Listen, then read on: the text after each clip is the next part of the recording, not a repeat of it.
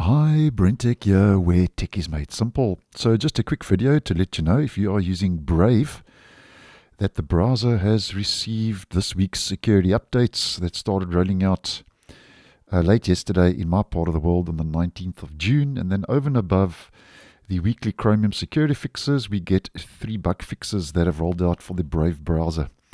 Now, as always, to double check, we have the update. We head to our main menu, Help, About Brave, and after this update has been applied, the browser version is sitting on 1.67.119, and that's been bumped up from 0.116. And the Chromium platform is sitting on version and build 126.0.6478.114. Now, first of all, just focusing on the Chromium security fixes because I think that's the real important part of this update. And the update for the Chromium platform, which the browser is based on, is including 6 security fixes.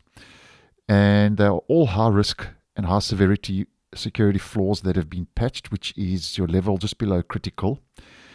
And they are comprised of confusion in V8, that's the V8 JavaScript engine, that's the type confusion in V8, inappropriate implementation in WebAssembly, out of bounds memory access in Dawn, use after free in Dawn. So that's just a couple of those high risks, what they more or less are comprised of.